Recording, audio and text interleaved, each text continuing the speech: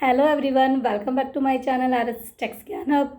तो फ्रेंड्स, आज जो डिस्कशन का पॉइंट है वो है कि असेसमेंट ईयर क्या होता है, फाइनेंशियल ईयर क्या होता है। वैसे ये बहुत ही कॉमन टर्म है, बहुत सारे प्रोफेशनल या अकाउंटेंट जो इस लाइन में हैं उन सबको पता है, पर जो हमारे क्लाइंट्स होते हैं उनको ये सब नहीं पता, तो वो कन्फ्यूज़ हो जाते हैं। तो उनकी साइड से क्वेरी है कि जब हम रिटर्न फाइल कराते हैं उसके ऊपर असेसमेंट ईयर करके लिखा आता है, वो लास्ट ईयर होता है, ये क्या है।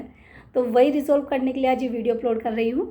तो देखिए फ्रेंड्स, फाइनेंशियल ईयर या फिर असेसमेंट ईयर कोई भी हो, उसका जो पीरियड होता है 12 मंथ्स का, वो आपका स्टार्ट होता है अप्रैल मंथ से। यानी कि अप्रैल से लेके मार्च तक 12 मंथ्स का आपका एक फाइनेंशियल ईयर होता है।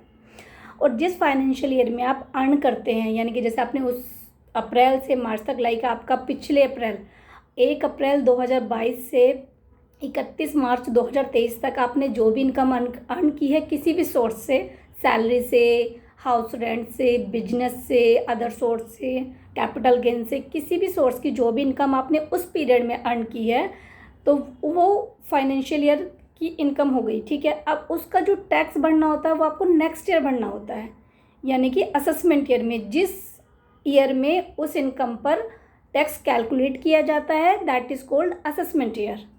तो यानी कि हमने जो 22-23 में कमाया था, यानी कि अप्रैल 22 से मार्च 23 तक जो भी कमाया था उसकी रिटर्न अब फाइल करेंगे जुलाई में और सितंबर में, डिपेंड्स ऑन। ठीक है, तो वो फाइल करें हम नेक्स्ट ईयर में, कौन से फाइनेंशियल ईयर में करें, 23-24 में।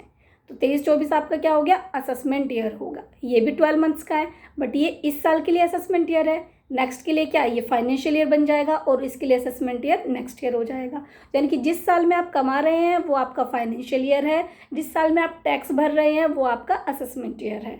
तो आई होप आपको ये क्लियर हो गया, बहुत सिंपल टर्म से। बट आपको ये पता होना चाहिए कि जिस साल हम कमाते हैं उसका टैक्स हम अगले साल जमा करते हैं।